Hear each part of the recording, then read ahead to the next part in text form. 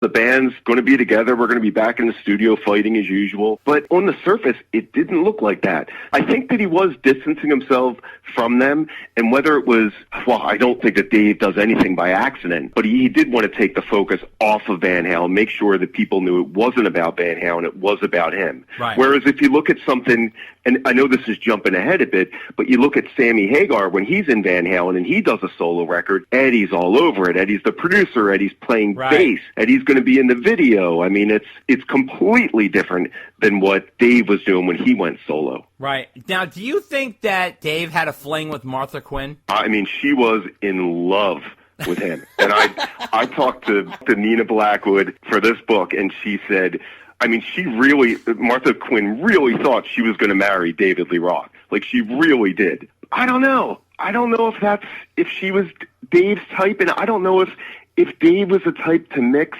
business and pleasure. And doing those things as campy and funny as he would be on those award shows, it was a business to him, and it was putting that Dave larger-than-life persona out there.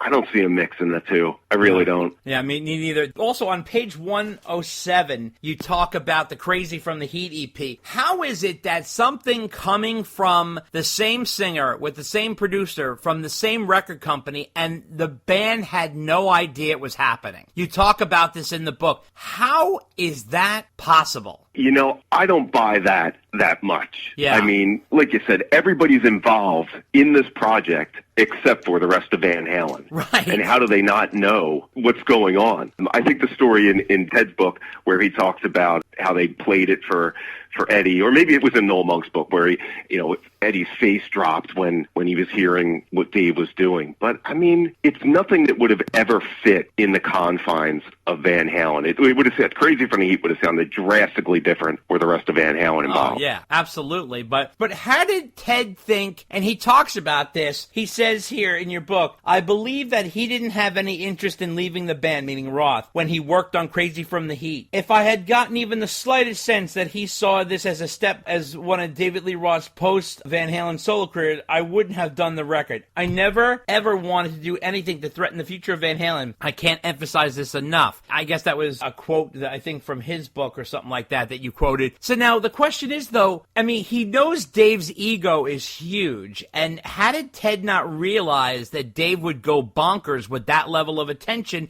And let's be honest, Dave put out those videos, and you know the way things work in the industry. You have to put money and muscle behind that. That just doesn't just happen. They went full on promoting the hell out of that EP. That's probably the most promoted EP in the face of the industry. I've never seen an EP so promoted like that. Yeah, I think what started is sticking his toes in the solo waters. This is Dave. And when maybe recording those songs, it's like, hey, Ted, it's just a couple songs. I'm just going to do them. They won't fit in the confines of what we're doing with Van Halen. I'm just going to have a little bit of fun here. That dipping a toe in the water ends up being a cannonball into the ocean with Dave when he started to get a little bit of attention, and then he just turned it up to 11 with the videos, with the appearances, with making it all about Dave and solo Dave.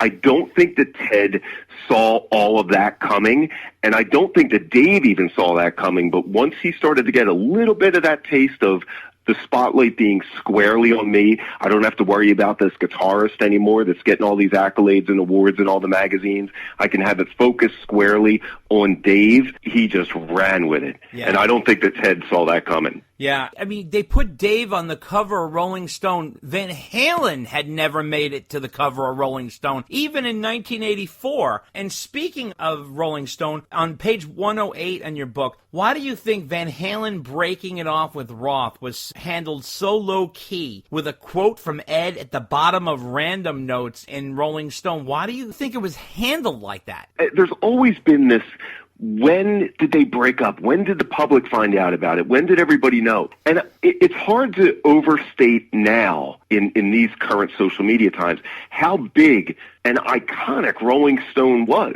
back in the 80s. Yeah. I mean, that was, you wanted to be in that magazine. To get on the cover of Rolling Stone was huge. And I mean, I think that they didn't really like Van Halen that much to begin with.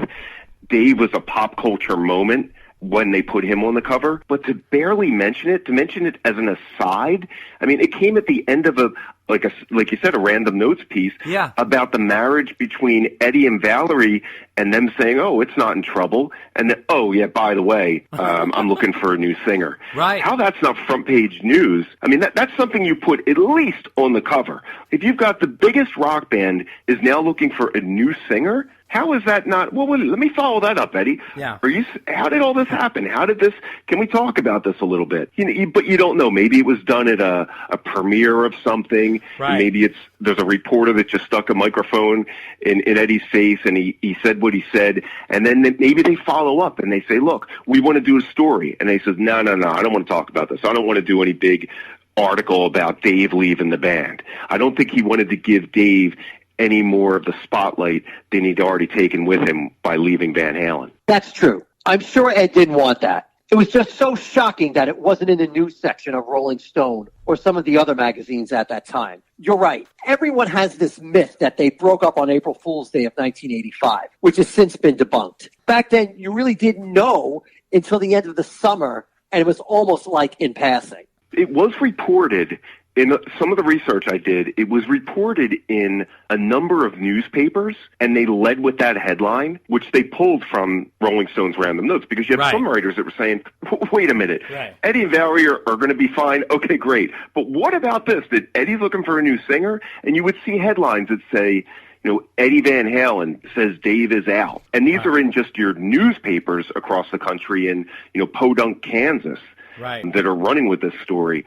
But for it not to get anything in the music magazines, I don't think you really saw it until, something like October, like the October issue of Hit Parade or Circus would have Dave on the cover saying, what's next, or the big split page between Dave and the rest of Van Halen. And they're the ones that really ran with it, whereas you have a marquee publication like Rolling Stone who just puts it as an afterthought. It almost felt like Warner Brothers was like, wait, we've got both artists. We will give you the story. Sammy's in the band, and you can talk about all the breakup you want. But we want you to include that the band is going forward with a new lead singer, and that's the spin we want you to put on it. Putting a story out at that time didn't benefit anybody. Dave was done with the promotional cycle of Crazy from the Heat. Van Halen hadn't even gotten a new singer yet. And then when they get the singer, they don't want to do a big hype article before they even have a record out. And of course, the label doesn't want anything out there. They were suspicious of the whole Sammy thing working in the first place. And there had to have been something where, okay, do a major story on us. When 5150 comes out, we'll give you the first rights to it. And they did. I mean, that's when they had this huge, probably the biggest feature at that point on Van Halen. Right, because they did make the cover at that time, right? They finally made the cover, Yes, they did. Absolutely. Yeah. And the other thing is, I wanted to ask you, so you interviewed Noel Monk for the book, right? I did. I interviewed Noel Monk. It wasn't explicitly for the book, but yeah, this is all fresh stuff that's coming from Noel Monk. How many times did he tell you to sober up during the interview? That's his line. He goes, sober up! He's crazy. He's a wild guy. I mean, he really pulls no punches. No. I mean, in his mind, Van Halen ended with Dave walking out of that band, and that was it. There's nothing beyond that. That's true. I also think his comments are amazing in the book. So on one of your pages, he says that he felt that the 83 US Festival performance was like the worst performance the band ever gave, but which it always gets that kind of like a hype, but I always thought that it wasn't as bad as everybody made it out to be. I mean, Van Halen were never letter perfect in concert to begin with. They were sort of rough around the edges, which was part of the band's charm, that number one. And also, he says that he felt like in 1984, the band finally broke. Which was like, wait a minute. They've had multi-platinum albums by the time 1984 came. 1984 was the icing on the cake. But it's just funny how he finally looked at them as being successful in 1984, and that he had plans to take them into stadiums and all kinds of stuff. But he has a very interesting perspective. I mean, let's be honest, he was there firsthand. He just certainly has, a very sharp and definitive perspective, don't you think? I agree with you. He does say that was, the biggest stage of the career, and they screw it up. Right. And he was there to see, like you said, all the shows. He was completely enmeshed in the Van Halen world. And for us as fans, that US Festival has kind of been like the only real document of the Dave era that we get to see that was professionally shot. Right. I mean, right. I don't think that's a bad show. No. I think it's a great Van Halen show. Absolutely. I think there's parts of it that are hilarious. Right.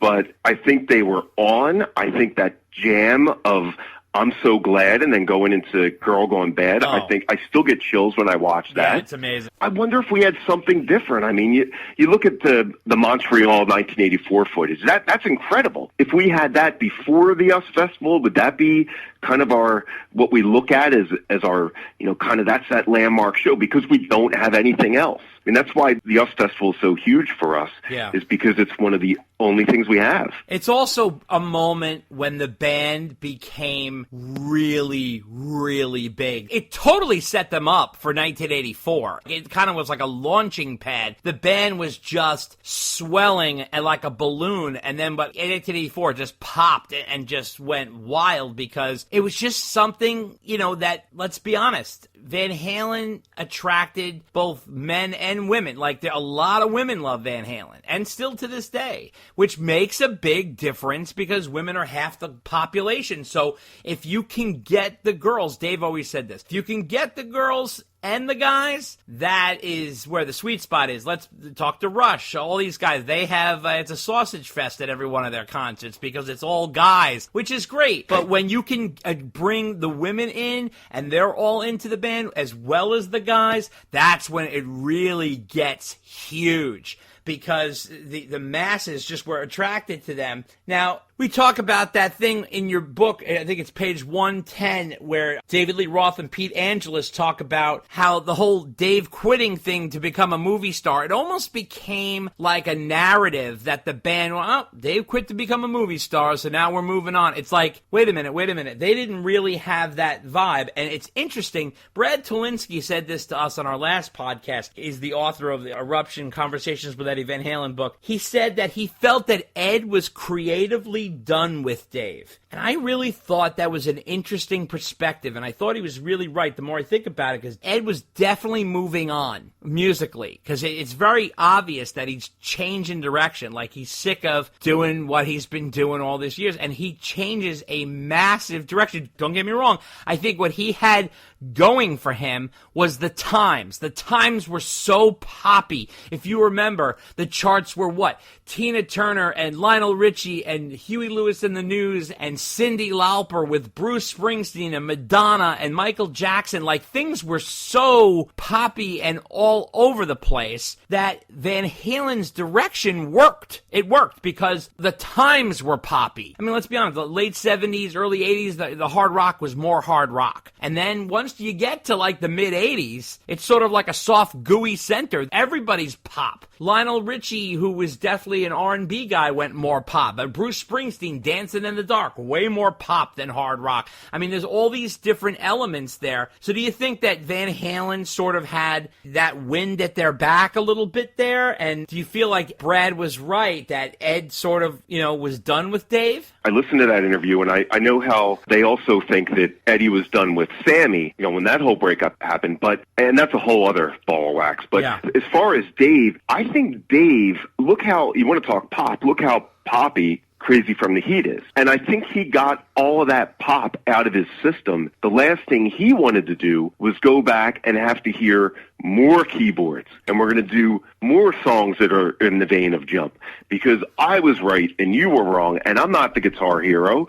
I can do all these different things, and we can have even more success. Right. I don't know if Eddie was done with Dave. Okay. I really don't think that. I think if Dave was along for the ride, he would have welcomed him to do anything. I mean, certainly we wouldn't have songs with the lyrical content of Why Can't This Be Love and we could look at some more of the other Hagar lyrical atrocities under a microscope, but I don't think that Dave would have been he wouldn't have been comfortable. That's not his type of music. And when he tried to morph into that type of music, like on Skyscraper, it didn't work. He was too late to the party. Yeah. Do you think that Skyscraper was a reaction to the success that Van Halen had with 5150? Like, for example, I never could understand why Dave had this killer rock band with Steve Vai, Billy Sheehan, and Greg Bissonette, and then made that left turn with Skyscraper. Do you think he made that move because of the success of 5150? Absolutely. I think that is the album that killed his solo career. Yeah. I think if he had stayed the course, said that I want to do rock and roll, over there you're getting love songs,